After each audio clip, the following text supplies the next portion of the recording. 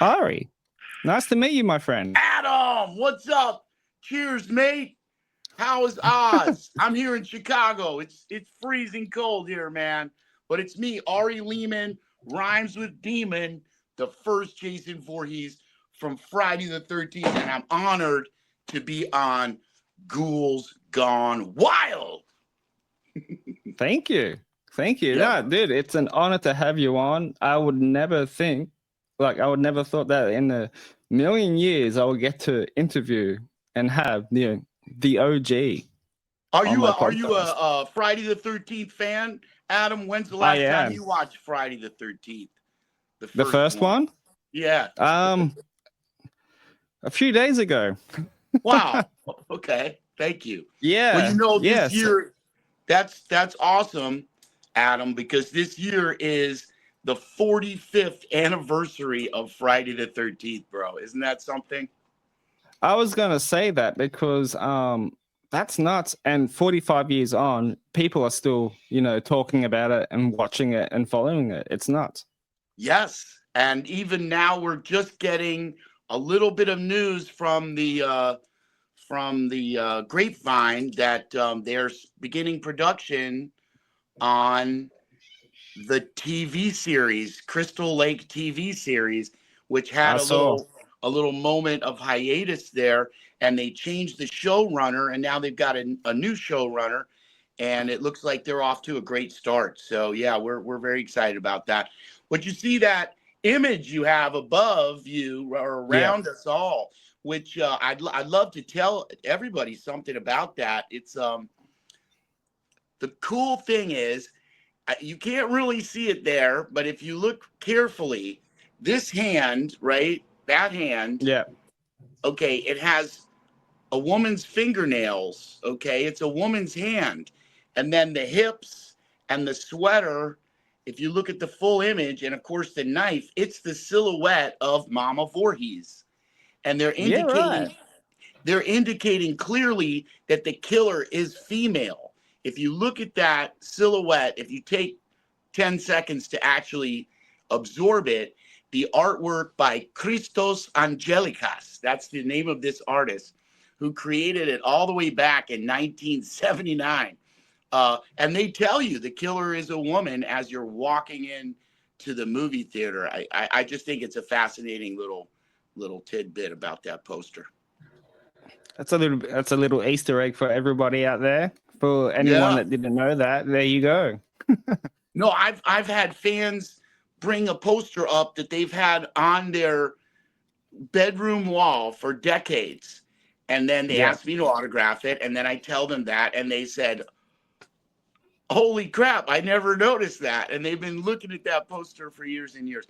And in a way, Adam, this is indicative of the whole nature of Friday the 13th. Because Friday the 13th, as directed by Sean Cunningham, he wanted to create an environment that lured you in, but then, of course, there's that switch at the end, and then the final scene. So he creates an atmosphere at Camp Crystal Lake that's very, some people even find it comforting in a way.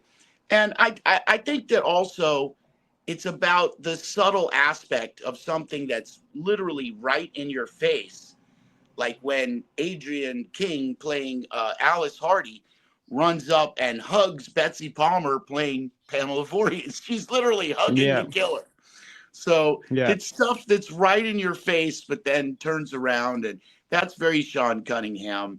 And I think also, Friday the 13th, as terrifying as it can be, especially for anyone who's about to go swimming in a lake. I think we could all admit that, Leatherface, Texas Chainsaw, and to much extent, also Michael Myers are more brutal, if you will, than the Friday the 13th. Yes. Yeah.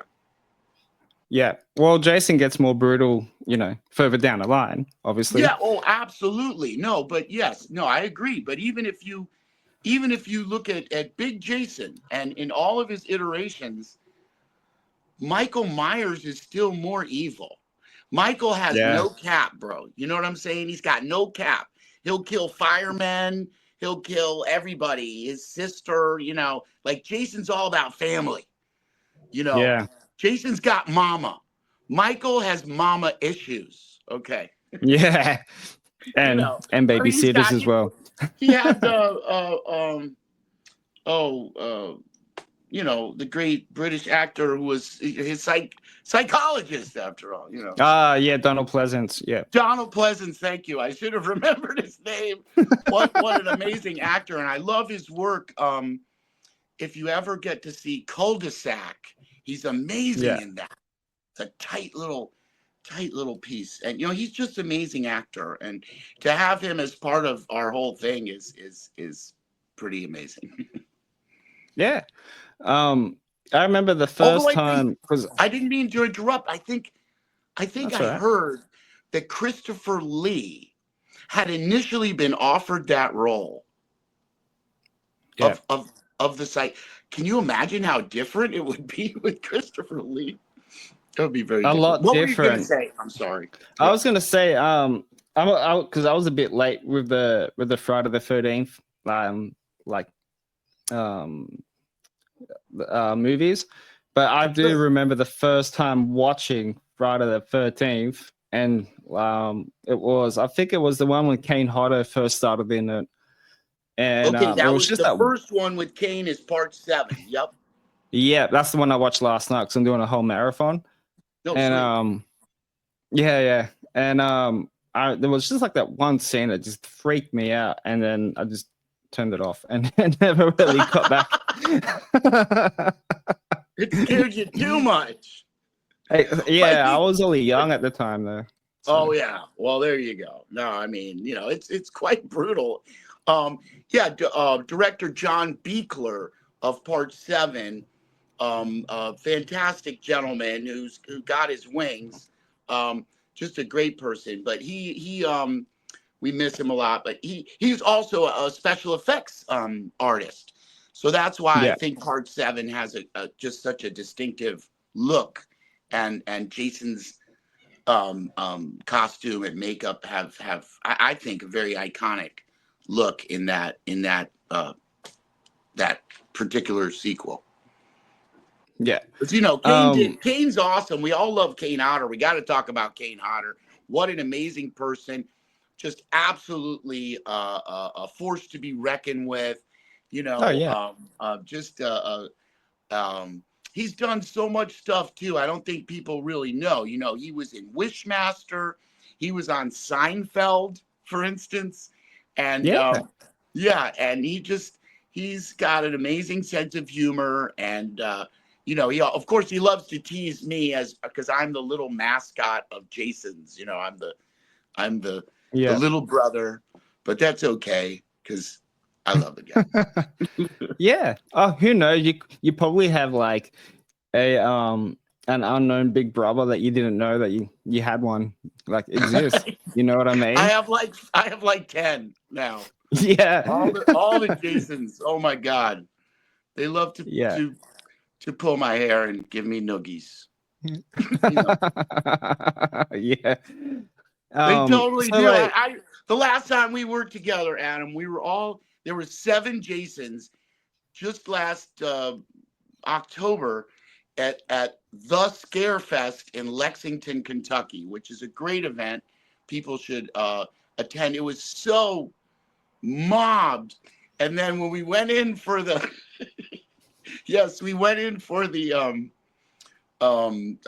group photo, and they're like, okay, Ari, get in front because you're the shortest, And then they're like, and then Kane's like, oh man, you smell like weed, Ari, come on. I said, Kane, I brought weed to the set of Friday the 13th in 1979. What are you talking about? He was laughing his ass off, and I love it. We're all so how did you get that role to play Jason? Was there like other kids before you like that audition for it, or did I just handpick you straight up the bat? Well, no, it's a kind of a anomalous situation because as happens very often, Sean Cunningham initially set out to make an entirely different movie. He set out initially, and this happens. So he was getting a deal with Paramount to make a movie called Manny's Orphans, which was about a ragtag bunch of orphans who win their orphanage back from the mafia in a soccer tournament, like football, as you call football over there. So it was like a rom-com about little kids, and it was very good. And okay, so what happened was I snuck into the audition because I was kind of one of those kids whose parents were, in New York. And I was in Connecticut, where Sean Cunningham also had his offices. So there was an audition at the YMCA. I snuck into the audition and landed an 80-line role as Roger, the kind of girl-obsessed wingman of the lead character. The lead character is trying to sneak his sister in the orphanage as a boy, right? But since Roger knows about girls, he starts to catch on, one of those kooky 80s kind of thing. But look, Pele was in this movie. The great the captain of the Cosmos at the time, Werner Roth, was in the movie with a speaking role. They filmed part of it at Cosmos Stadium in New York, but still Paramount. It's a good little film, especially if you like soccer. So I was okay at soccer, but I was more like I was kind of like the Danny Partridge of that movie. The little chubby freckle-faced kid who thinks he knows all about girls. It's very funny. But so anyway, Paramount said, wow, great movie, but nobody plays soccer in America in 1978. Okay. It was just nobody. It was just not a thing. So they gave Sean another chance. They said, look, okay. They would end up giving him 3 chances, as you'll see. They gave him another chance. So they said, you did this great movie with Wes Craven that did quite well called Last House on the Left. Oh, yeah. And so why don't you give us another horror movie like that? Okay. So Sean started thinking of ideas and scrambling for ideas, and he came up with this idea about the summer camp. And then they decided to call it Friday the 13th, etc. So it turned out they would need a little boy. And initially they said, why don't we get your son, Noel Cunningham, who would have been the first Jason. However, his mom refused. His mom said, no way, I don't want my son playing that little monster, So Steve Miner, who went on to direct House and a bunch of other movies, he said, why don't we call Ari? He'll do it. Because that was your second film. Yeah. He goes, just call Ari. Come on in. He'll do it. And so they called me on the phone. I was just in my kitchen in the summertime, just like da-da-dee-dee-dee. And someone calls on the phone. It's Sean Cunningham. He goes, Ari. Yeah. We need you to come on down. We've got a new film. So it's like, oh, I guess this is my summer job. I go and make movies that never come out, So I said, sure. Yeah. Okay, great. I'll be there. I'm on my way. And he goes, wait. Can you swim? I said, yeah, I can swim. He goes, great. You got the part. So I get to the office and Sean's not there. I guess that's why he just wanted to, okay, you can swim? Okay, great. Come in. So he had to go somewhere. They were so busy. They were scouting locations and, they had to move like quick. So I get there and the secretary, of course, who I had worked with before, I think her name was Cindy Veazey. And she's a very nice lady. I said, Ari, you're here. She hands me a script. Okay. So I look at the script. Now, I oh my gosh. And it has the lines are, highlighted. Except, well, it says the counselors go off in the woods and then they make out in this cabin. And I'm reading this, okay? And Sean comes in and he sees the look on my face. I must have looked very, happy and something. And he goes, Yeah. huh? And he looks at me and then he takes the script and he goes, this is Kevin Bacon's script. Yeah. This is not your script. This is Kevin Bacon's script. It's Kevin's script. That's Kevin's part with the girl and the so I was kind of relieved being all of 14. I didn't know what to think. I was like, wow, Roger's getting lucky. But then so Sean he was very good with kids and just he knew he wanted you to be enthusiastic about everything. So he sat and he said, no, okay, listen. You're gonna be the monster. And I just got goosebumps. I said, what? And I must have got a big smile on my face because he looked at me and said, yeah, you're gonna be the monster, okay? Okay, so here's your script. So then I get the script, and of course I'm looking for lines. I'm looking for my lines. Nothing. No lines. There's no lines. So then I go, okay, you know what? I'll put it all, I'll put it all in my face. I'll put it all the energy. I'll put all the energy in my face. You can see little Jason's face over here. I'll put my energy. But then Savini says, I can put it in my eyes, Savini says, Ari, one of your eyes will be a glass eye. That's all I had to work with, Adam. One eye. That's it. Yeah. That's a good thing about like those the slasher villains, I like to call them, because like they just have no lines and it's just like the way how they act, Well, that's what I loved about Terrifier, I have to admit. Yes, I'm a fan. Terrifier is woo-wee. That's like that's like next level. 110 proof wild turkey, man. That might be a little too strong for me, but I'm not saying, I don't want to, everyone has different things. I love those guys. I love Damien. I love David. They're my friends. I knew when they came up with that idea that it was a winner, and I've always been behind them 100%. I never knew how far they'd go with it, but that's good. No, that's good. It's crazy, right?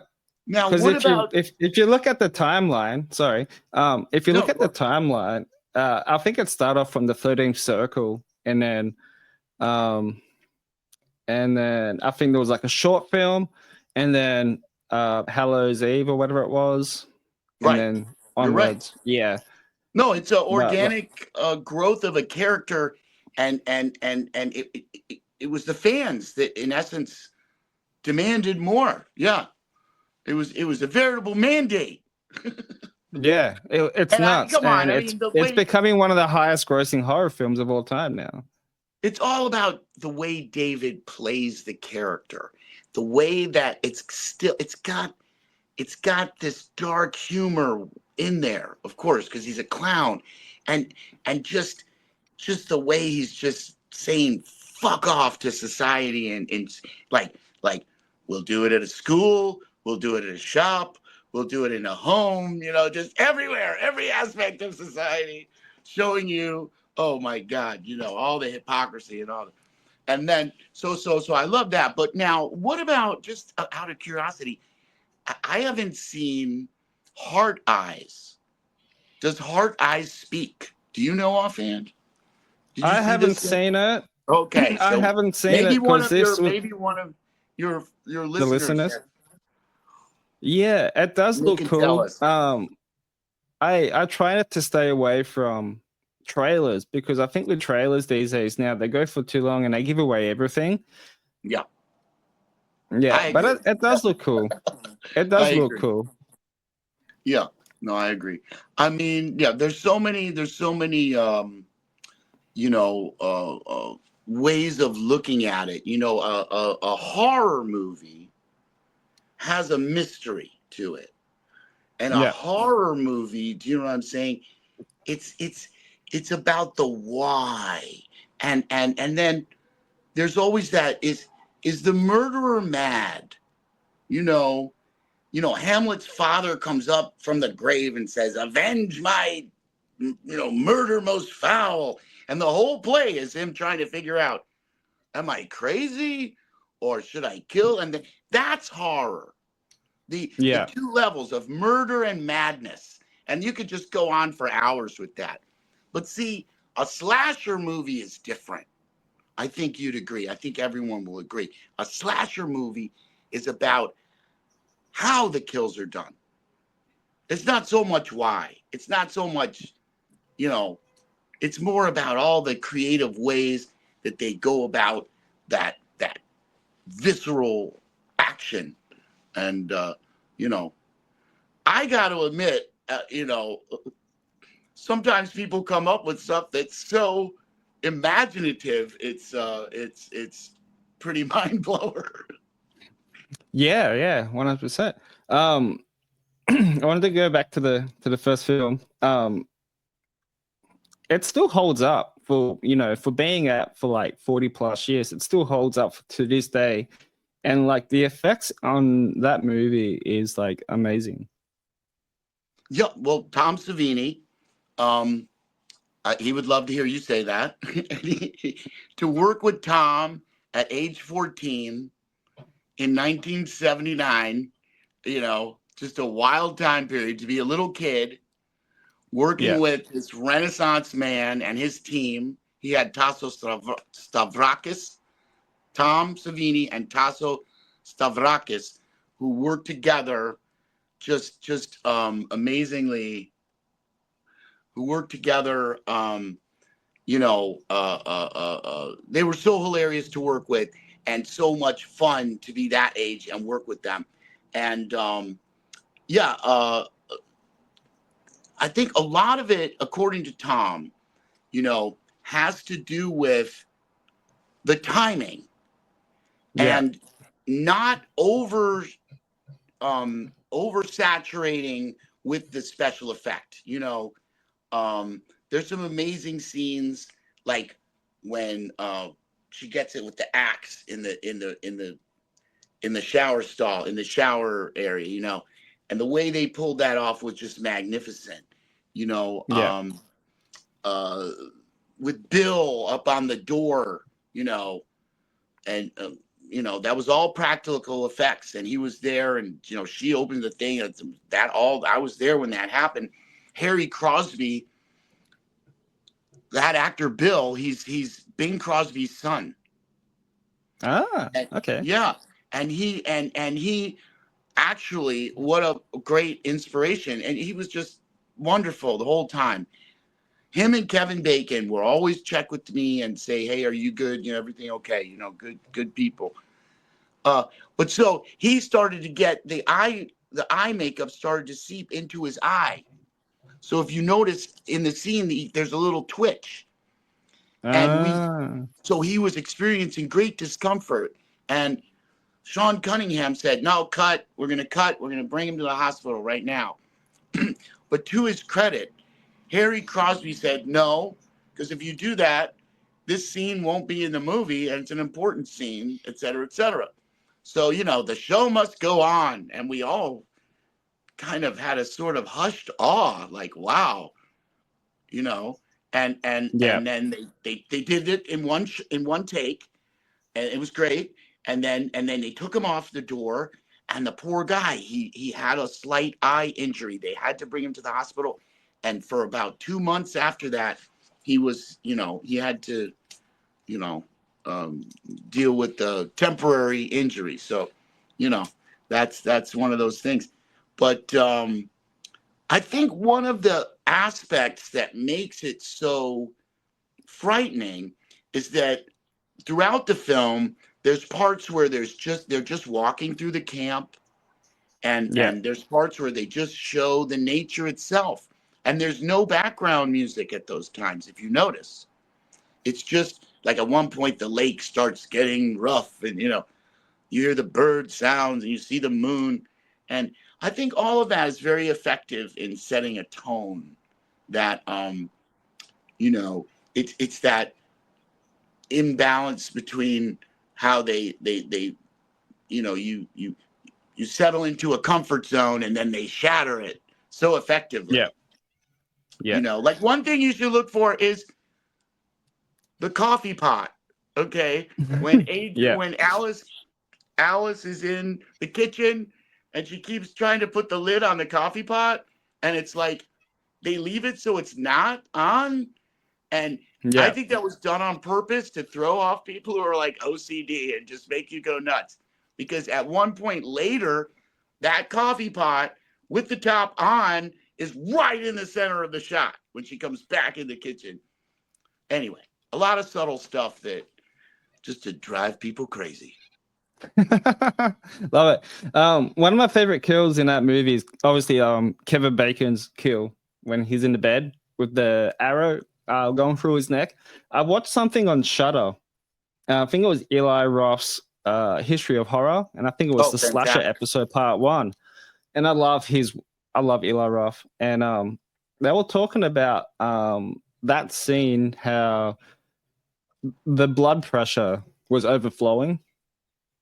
Oh, I can tell you, I was there. I was there when they shot that. They wouldn't let me anywhere near the cabin when they did the romantic part. But so that was a mistake, that part, wasn't it? No, I'll explain. It was a happy accident, if you will. What happened is very it's funny because so they set up the shot. And I had been watching them preparing for this. You know, it was an important shot. And so what they did was Kevin was standing up and they had a bunk, you know, and so his body was like that. Okay. So then Tom was under there with a plastic tube. Yes. And the way that he had to actually blow the blood through the tube so that it would come out. And they wanted it just to come out just like that, you know? What happened was, famously, Tom blew, but then for some reason, some of the blood went down and into his throat. It went into his mouth. Oops. Yeah, he had to gasp for air and blow out, you know? And so that's why you see the blood comes in one spurt and it stops. And it comes out in another spurt, and Kevin, you know, plays it off amazingly. You know, Kevin totally plays it off. So what they did, okay, so then they said cut, and then Tom came under the bed and he goes, "Oh, we're gonna have to do it again. We got to do it again." And Sean goes, "That looked awesome. What are you talking about? Why do you want to do it again?" And he goes, "No, it went down my throat. I had to blow out and everything." And so we all started laughing. And he goes, "So the only way they had to check in those days, Adam, was they had a closed circuit little, you know, just a video cam that they would use for continuity, you know, just grainy little." And so they went back to look. And it looked great. And I remember them all clustering around. They could see it through the viewfinder kind of thing. And they went, that's a wrap. Okay, cut. You know, they were very happy. And that was one of those happy And it turned out very well. It actually turned out very, very well. But that scene in particular, I think, again, underscores Sean's way of doing things where things are in your face, but you don't know until the last moment, and then you're horrified. Because, come on, let's look at that scene. The couple goes in on the bunk. Okay, that starts normal. But then you realize, wait a second, poor Ned has been dying in the top bunk the whole time. The whole time they were doing that, Ned is in the top bunk, right? Because the drop of blood comes down, right? Yeah. So now we've got a weird threesome going on, okay? But wait, then she leaves, and Kevin's smoking a cigarette or joint or something, and then the blood, and then it turns out Mama Voorhees has been under the bed the whole time. Yeah. So now we've got a foursome. There's 4 people in that room. One's dying, Two are doing it, and one is committing murder. I mean, my God, and you just thought it was a nice romantic scene. And she was watching, right? She must have been watching and waiting. Yeah. Oh, so that's what Sean is saying. Who else was watching? You were watching. Very nice. You see, that's how Sean does it. It's like, it's a different type of scare. It's not just that the guts are all torn out. And see, if Sean Cunningham was sitting here right now, he would tell me to be quiet, because he's not a brag. He doesn't brag. He was, oh, you're reading things into it, and blah blah blah. But as a avid consumer of what I consider good horror films, I see what his style is, and it's a distinct style. He has his own thing. It's kind of subtle, but it's his. Yeah, and of course the iconic ending scene of you popping out of the water. I know. I was watching some interviews of you on YouTube a few days ago, and you mentioned about the foot, how your foot pops out. Because I noticed that in the movie, because obviously I watched it in high definition. You're one of the only. Yeah, because I watched it in high. Because once you watch things in high definition in 4K, it's every little bit of details you could see in that movie, right? That was something that was never meant to happen. Lehman.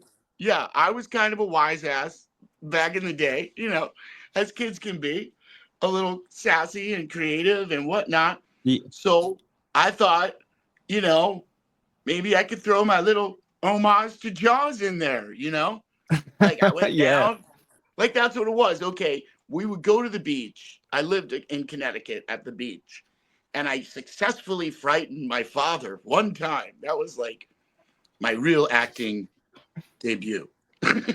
When, you have this in Australia. You go to the beach, and if your parents are sitting there eating lunch and you eating some Marmite, I suppose, and you start drowning, you pretend, and they come to the edge. Oh, are you okay? It was a great success for me.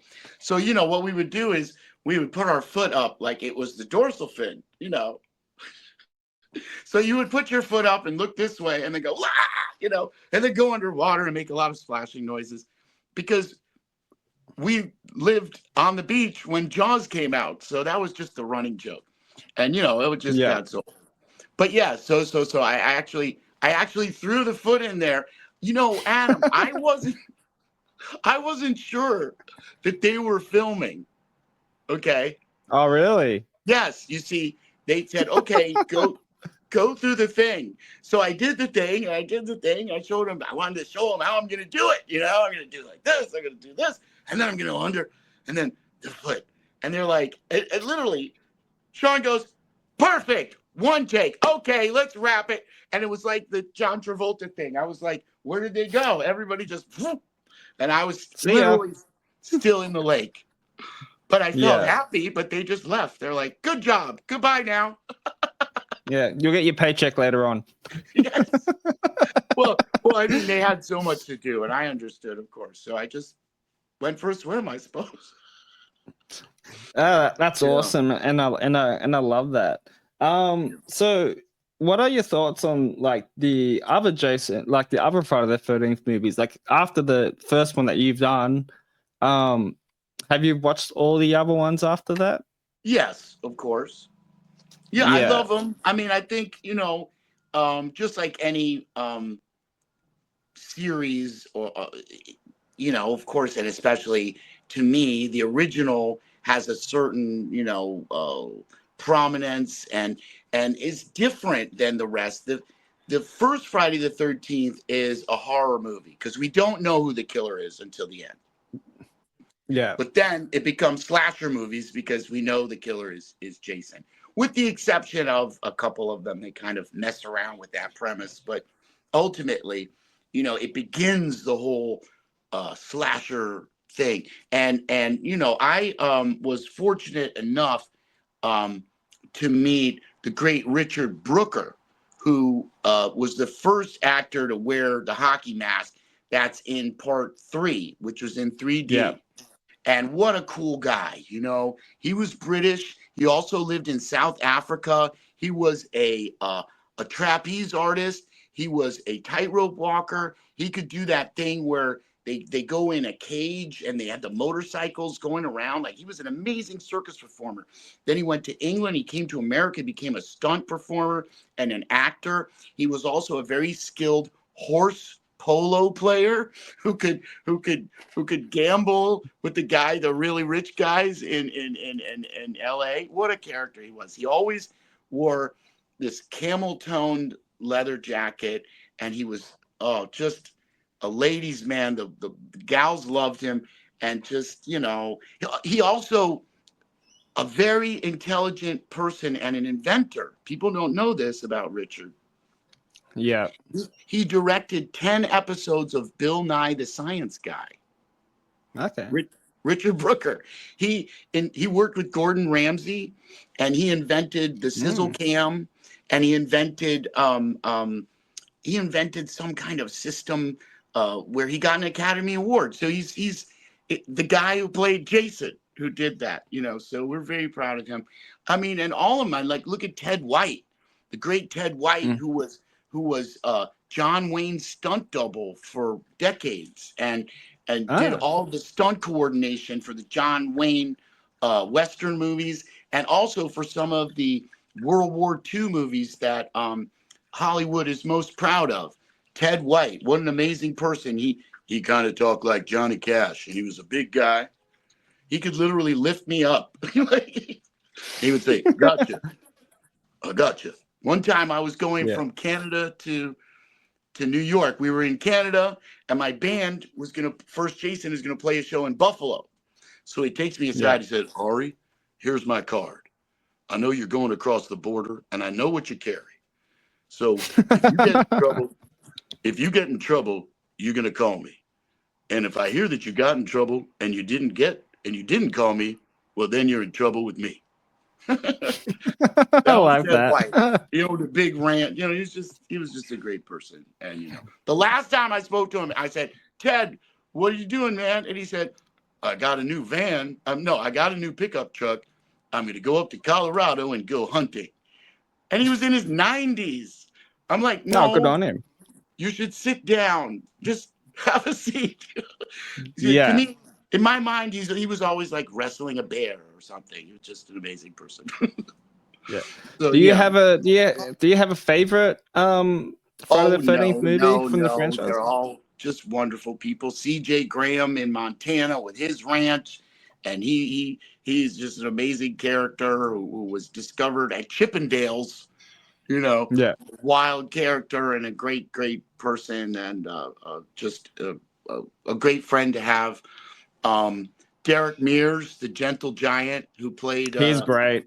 Yeah, and he's very funny. He has an amazing sense of humor. He does comedy, which people don't know, but he's got a really great dry sense of humor for a huge muscle bound dude. And no, I mean, I could go on. You know, all of the actors that have played Jason Voorhees, in my opinion, have brought something new and fresh to the role. And, you know, I guess now we're looking with anticipation to find out who's the next one. Yeah. I can't wait for the TV series, to be honest. But hey, I'm wondering what's it's. They say it's going to be a prequel of some sort. So of course I'm interested. That's what I've heard. Yeah, you'll see the young Jason, obviously, probably leading up to the adult Jason, maybe. Who knows? The reboot. What did you thought of the idea of rebooting the first one when you first heard about it? Well, you mean the reboot they did in 2009 with Derek? Well, they didn't really ultimately do the story. They didn't do the Mama Voorhees. They didn't do the Alice Hardy story. So, you know, they did a whole other thing, which was cool. And then all of a sudden, Jared Padalecki was there. in a car Yeah. looking for his sister. I think he lost his way from paranormal into that movie.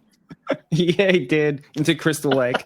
It was the same character. He's got a car. He's like, "Where's my sister?" I'm like, "Paranormal's that way, dude." So I love the way Derek played the role. I thought it was very brutal, and I like the choices he made with the character. I think he's a dynamic actor and a uh, captivating stuntman. The stunts that he does are brutal. Yeah. He does a great job with that. So that's the essence of being a slasher, you know.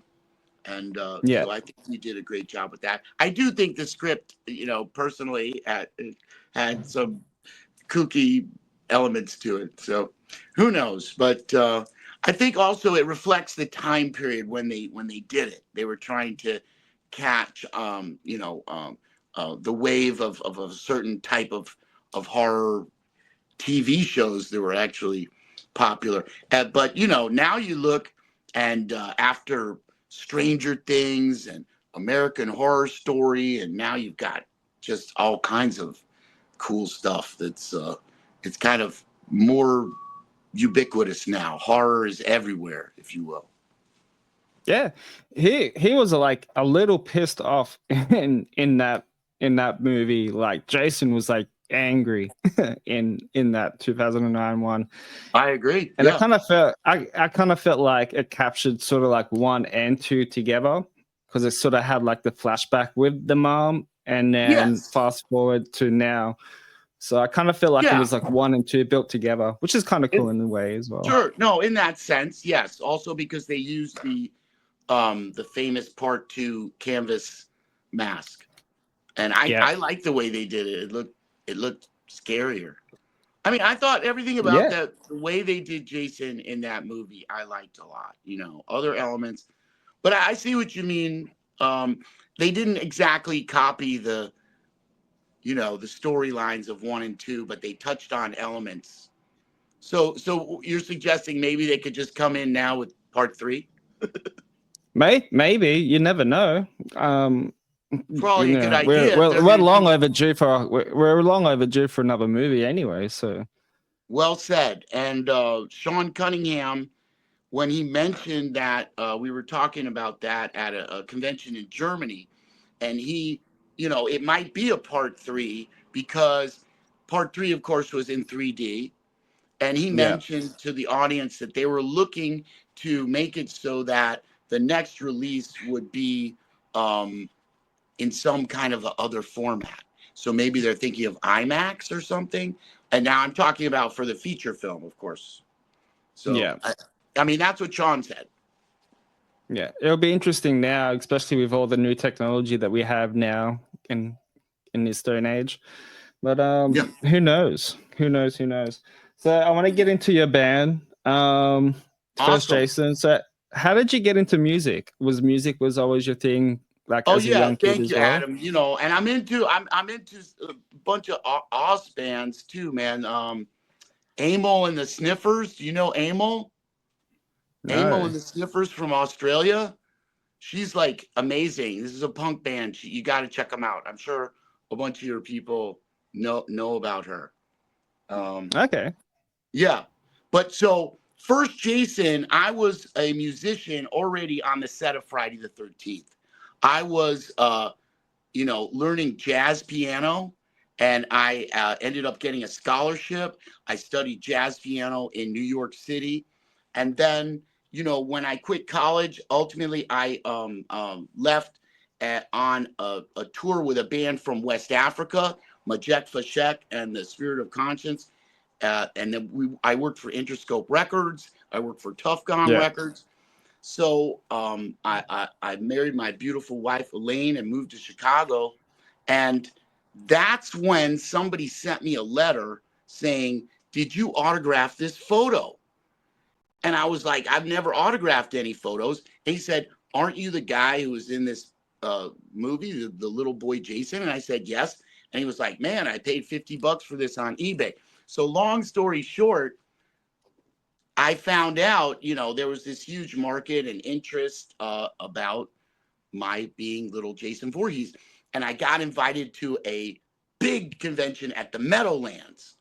And that's where it kind of dawned on me that I should put together a metal band, not a reggae band, to hit them where they live, because they were nice about my reggae music, but these were big metalheads and punks.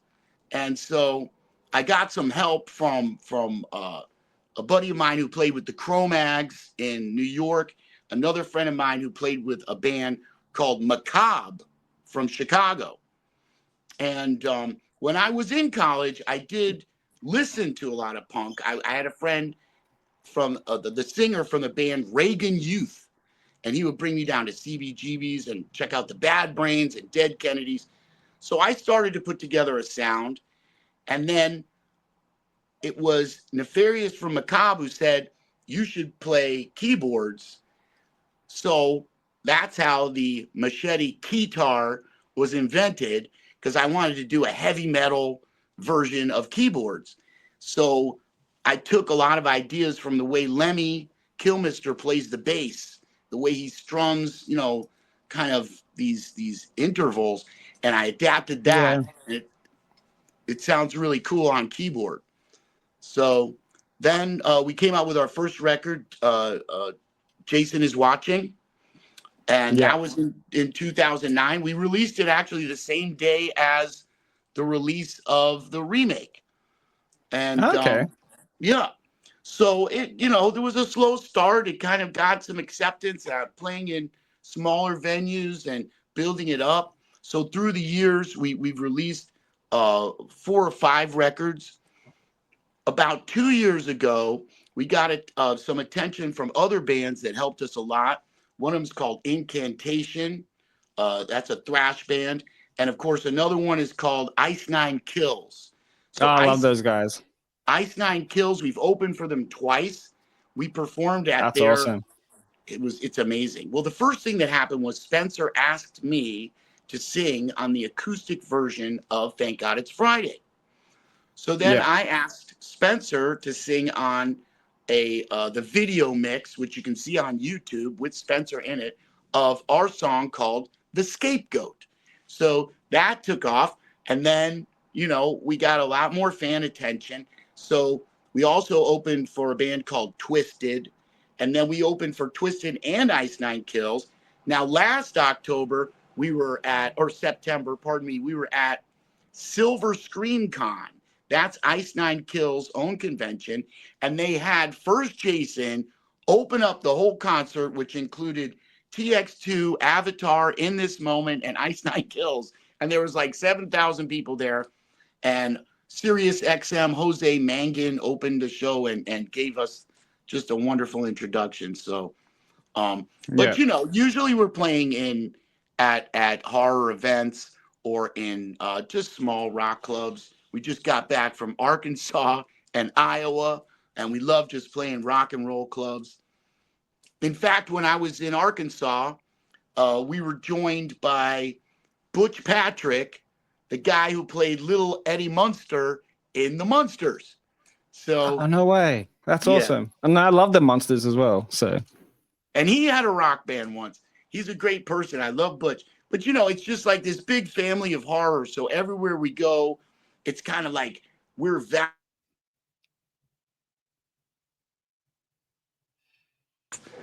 of horror people, they're happy to see us, and we're happy when they bring in the other bands that are horror punk bands and death metal bands. And then you've got hearse enthusiasts, you've got, horror burlesque troops, you've got tattoo artists, you've got haunted attraction owners, and it's just a great community. Ghost hunters. It's a wonderful thing. So Frist Jason is now working on a new album. Literally, I was in the studio yesterday. We've got a bunch of new songs coming up. We're privileged to work at a studio together where Nonpoint, I don't know if you know this band Nonpoint, but they're I know of them.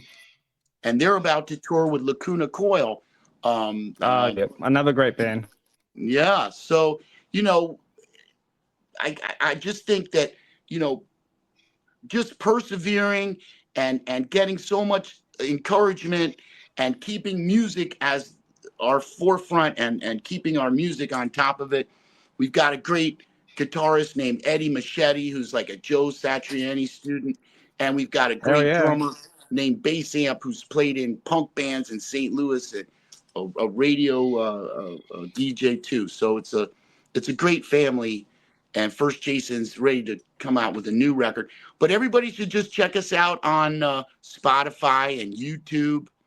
And Yeah. we're very eager to come out to Australia someday. I hope so. I really do, and I'll definitely go and check you guys out. And like, I like to call There's your another music band like. called, have you heard of Soapbox?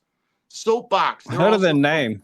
Yeah, they're really I've heard good of their too. name. There's a bunch of new I mean, Amo and the Sniffers, they're so good. But there's a bunch of new punk bands out of Australia that are very inspiring, energetically and everything.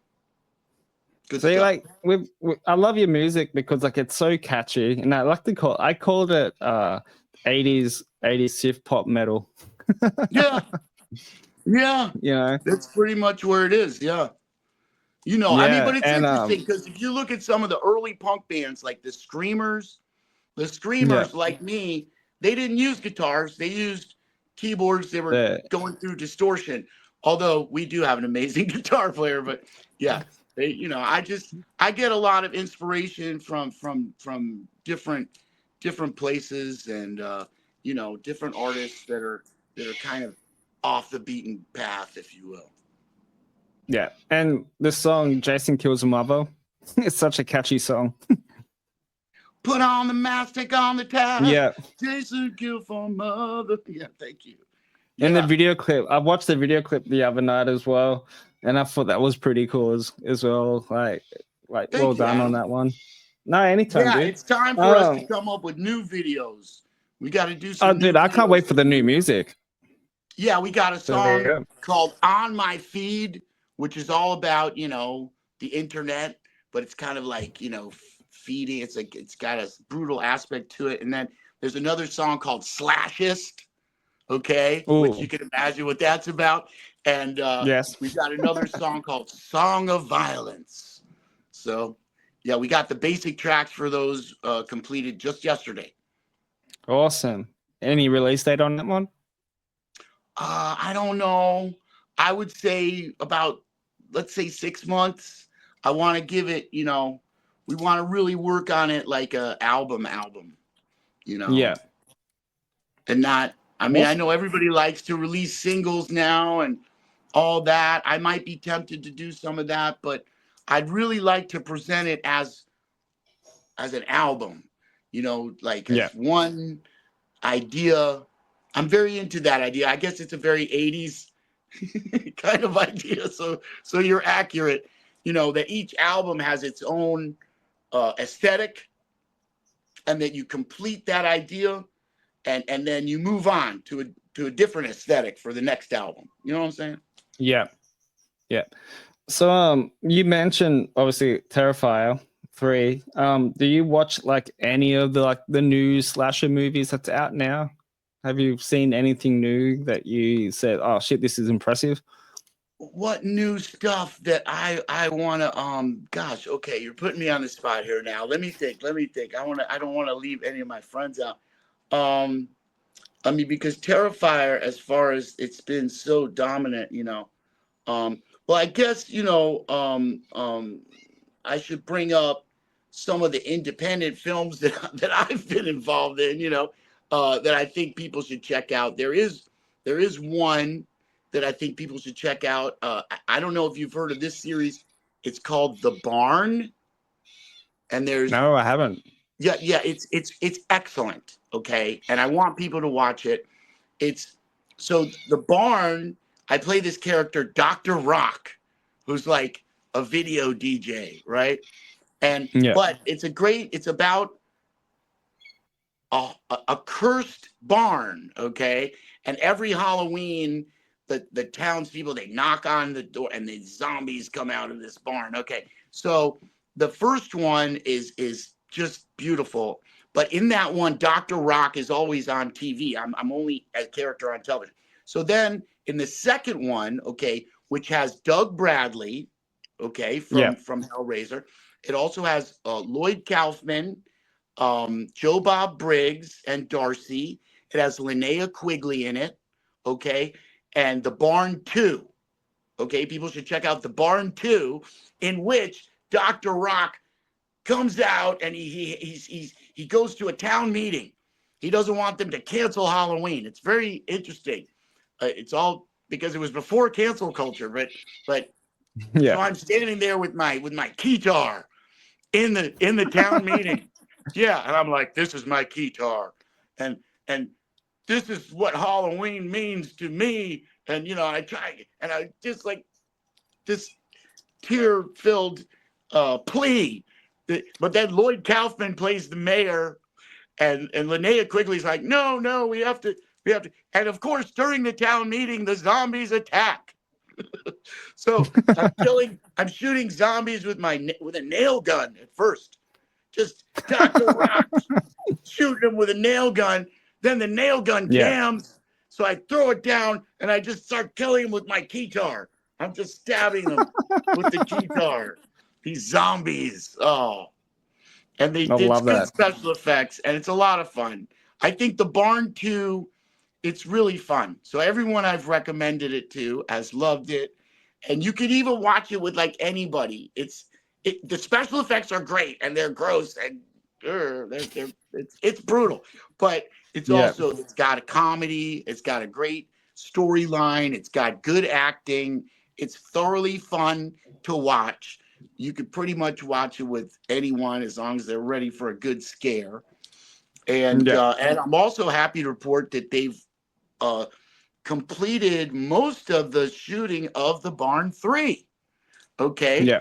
Which That's cool. is, yes. And so now it takes place in modern times, I suppose. And so I can't reveal too much, but I can tell you that the new lead role is Courtney Gaines. Courtney Gaines, who played Malachi in Children of the Corn, is going to be the new lead role for The Barn 3. So nice. Yeah. Interesting. That would my offhand recommendation. I would like to mention a couple films. Well, let's mention one since we were talking about 80s horror. And I think that people will get some insights from this movie about the aesthetic of both Friday the 13th and Child's Play. Okay, it's a film that stars Anthony Hopkins, Anne Margaret, and Burgess Meredith. It's from 1978, so it's before all of those movies. And it's about a magician who has a puppet. And he can't tell whether he's crazy or the puppet is telling him to commit all of these murders. So is he crazy or is it? And the movie is called Magic. And I don't know if you haven't seen Magic, then you need to take it in, because I think that it was kind of what they call a sleeper, because the title Magic didn't really, tell you what a great movie it is. Because when you talk about that whole murder and madness dilemma, okay, so we see that later with Mama Voorhees in Friday the 13th. Okay, is she hearing the voice of little Jason from beyond the grave, or is she just nuts? So, but they really do such a great job of it in Magic, which stars Anthony Hopkins. And by the end of the movie, you would swear there's two actors in the same room. It's all him, and there's some unforgettable scenes. So, and there's an unforgettable scene that takes place in a boat on a lake, and it looks very much like Crystal Lake. And I think they got the idea from that scene. Yeah. So I recommend that Magic, among other great movies to watch out there. There was just a great time period. The 70s, had so much. They really gave directors a lot of free reign. and you can definitely see that in Magic. There's some wild choices they make. So yeah, I recommend. Well, like 80s and 90s horror, I think, because like think of Scream. You know, Scream changed everything in the 90s for horror. No doubt. Yeah, absolutely. Scream. Yeah. Well, that's a whole other side. Yeah, that's like, it's in your house. You're Yeah. fucked. Yeah, It's like, any home invasion movies with anyone that's wearing a mask, it's fucking freaky. To me, yeah, that is. I You know? agree with you. There was Tom Savini did a movie called The Prowler. Have you Oh seen yeah, I've heard that? of that. I Yeah. haven't seen it. I've got a list that I Okay, need to well, go there's a through. good slasher. If you want a specific slasher that people probably haven't seen, which is what I think you're looking for, yeah. Watch The Prowler, which it was kind of removed from the scene because, well, I don't want to give away too much, but it involves a veteran and other stuff. The scene in the swimming pool, there's a swimming pool scene that's absolutely brilliant that Tom Savini did, and yeah, it's some of his best work in my opinion. They always talk about Creepshow and that famous, The Raft. You know what I'm talking about? The Raft in Creepshow, where there's all that terrible slime, and it comes from a Stephen King. But every time I see that scene, it just looks like an homage to my final scene and Kevin Bacon standing around in a Speedo. Yeah, iconic. Yes, the I most memorable moments of Friday the 13th. Oh. Now I've got that image stuck in my head. Thanks, bro. I want to finish off with your top 5 slasher villains. Who are your top 5 slasher villains? My top 5 slashers. Okay. Well, okay. We've got to you got to start with Leatherface, because Leatherface is really the beginning. Okay. Leatherface is where it starts. Okay. And then one of my favorite characters is, what is his name? He's the clown in American Horror Story. Yeah, I know who you're talking about, and I just can't figure the name, but it's something that's freaky. If you ask me, that is one of the scariest slashers of all time. Okay. I just think he's absolutely does a brilliant job, of course. And so, I mean, if you're talking about the family of slashers, we've got to put everybody in there. Michael Myers, who, as I said before, has no cap whatsoever, and he's suffering from mental illness. And if you look at the difference between Friday the 13th and Michael, it's like Laurie Strode's world in the suburbs is perfect. Everything's perfect, and then it's not perfect. Whereas with Jason, you're in the woods. You're just fucked. So yeah, Michael Myers, and Freddy Krueger, of course. We can't leave out Freddy Krueger. But then, if you were to ask me if there was a character that I think is the most compelling, okay, of all the slashers, and the one that maybe if someone gave me the chance to play a slasher, although I'd have to shave all my hair off, would be Hell Priest, Doug Bradley, Pinhead. Because if you look at his character, I got to add one more now that I think about it. Let's go with that.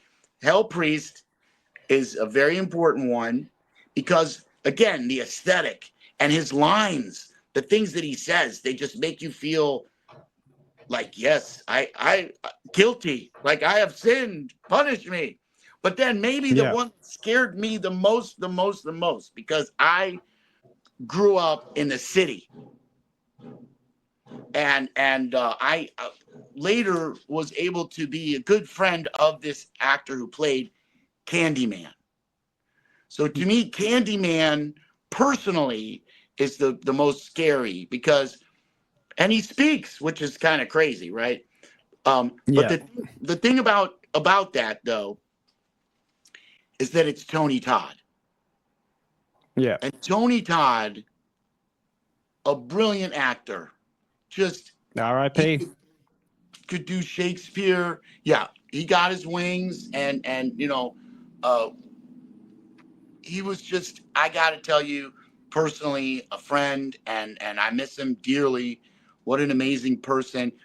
Let's celebrate his great achievements, though. My gosh, what a life he led, and just stellar achievements. He was the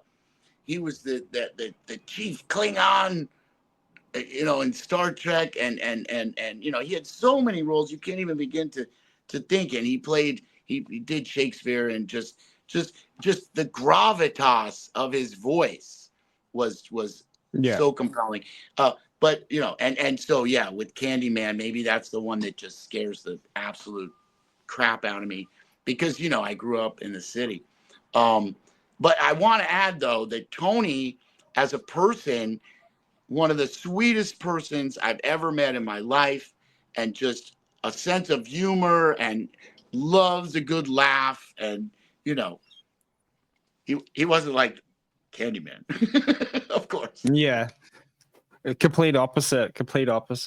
Yes.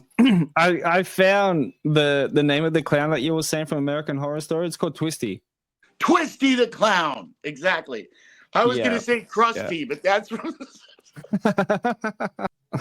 So one more question for you before we finish up for today. I appreciate you for coming on. I appreciate you, Adam. Nah, anytime, dude. I'll take my glasses off for the last shot. That's all good, man. So like, if you ever got the opportunity to play, if anyone gives you the opportunity to play Jason again, would you say yes to it?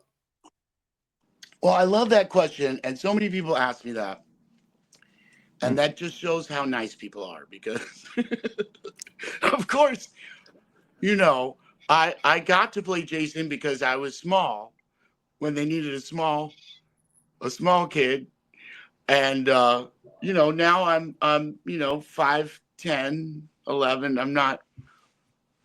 I'm not big enough to play Jason, man. But of course, if they asked me to participate in pretty much any production, I'm coming. I'll bring my A game. No, people always ask that, and I think it's so sweet, and it shows how kind people are. Perhaps with the advent of this new project that's coming on, they could find some role for me. I don't know what I could play. I could be like, I'll be the sheriff in the town. I don't know. I could be the local rock and roll dude, perhaps. I could run the weed dispensary in Crystal Lake, for instance. Oh yeah. It's kind of like that with it's kind of like that what they did with Halloween Ends. Nick Castle. Yeah. Oh, Nick was in it for good old Nick Castle. He was in Halloween Ends for like 30 seconds. I should know this. What did he play? What did he do? He I think from what I've stopped watching it because it was such a dodgy ass movie. Okay, I know. Yeah. But that's nice. They put Nick in there. He's the sweetest guy. What a great guy. What a great guy. Yeah, he was in the party or something like that. There you go. I think he opened up his jacket or some shit. From what I remember. I can do that. I could open up my jacket in a party. Different, like but like it would have like the different Jason mask and machetes. Yeah. And you'd be like, do you see what you like what you see? If I do that, look, I got a Jason mask right there, bro. You see that? Oh, that's even awesome, dude. Well, no, here, I'll move the tattoo, baby. Hell yeah. I'm not trying to one up the great Nick Castle now. Yeah. It's all about having fun with it, and any way that we can have fun with it. Oh, but speaking of fun, here's something. Well, I mean, I brought weed to the set of Friday the 13th. We can end on this fun note. Because and I have a theory. which is a funny theory, that perhaps if it wasn't for my weed, Jason would never have become Big Jason. Because, okay, long story short, initially, we completed Friday the 13th without the final sequence. In other words, there was no final scene where I came out, and it was just the only scene that Jason played in the original form. That was the first time we submitted it to Paramount. It had no final sequence. It was just, Jason was just a drowning little boy. So I went home in the summer of 79 thinking, geez, this sucks. I just die in a movie. And then, but what happened was Paramount turned down that movie. It was the second time they turned it down for Sean. They turned it down. They said, the old lady gets her head cut off and the little boy drowns. This isn't playing well in Fort Wayne, Indiana. Give us. So they gave him a third chance, Adam. They gave him a third chance. And that's when Victor Miller and Tom Savini came up with the ending sequence. He hated the idea initially to bring back Jason because he thought it was too paranormal. He resisted. But Savini convinced him to do it, and they did a great job on it. And Sean, by the way, directed it really well. So it came off the way it did. And when Paramount saw that, they purchased Friday the 13th and distributed it in 800 theaters across the country on the same day. But the reason, see, why did Tom Savini want to do it that way? See, one of my theories is that, back then it was pretty hard to get weed, And he was like, look, if we're going back to that campsite, we better have Ari there because he's going to bring some weed. And so, wait, I know, we'll bring Jason back. And there you go. It's all because of my weed. Well, there you go. And it worked out perfectly. Worked out perfectly. Well, Ari, thank you very much, my friend. It was awesome. Good chatting to you for a good hour and 13 minutes. Sweet. And I could talk to you for hours, man. Honestly, I could just talk to you for hours just about movies and music, man. You too, brother. No, you've good questions. Very good questions. I think it's going to be a great show. Let me, Ghouls Gone Wild. Do you know there was a movie called Ghouls Gone Wild? No, but I got this from an Alice Cooper track. Oh, okay. That's right. Because I'm a big Alice Cooper fan, so there you go. I love Alice Cooper. Oh, who doesn't? How come I don't know that? I didn't know that. But it was Welcome to My Nightmare 2. Dang. You're right. There you go. There it is. Yeah. I love it. Yeah. Well, thank you for having me on Ghouls Gone Wild. And I appreciate it. And I hope that, if you get out to America, let me know. Come to a convention. If I get out there, I'll holler at you. Yeah, too easy. I'd love to meet you in person. So, where can they find you on social media? Instagram, Facebook, YouTube, everywhere? FirstJason.com is the website. On Instagram, it's FirstJason13. On Facebook, it's First Jason Official. And then, YouTube and Spotify. Just look up First Jason. Yeah, we'd love to hear from you. And, definitely check in with us and mention this podcast, And anybody who comes at any show that I'm at and mentions this podcast, I'm going to give you a free something, okay? So. Oh, hell yeah. That would be great. That's for watching.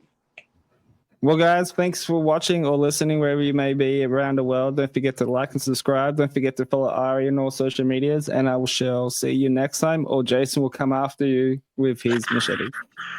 Right there. Peace out, everyone. Thanks, brother.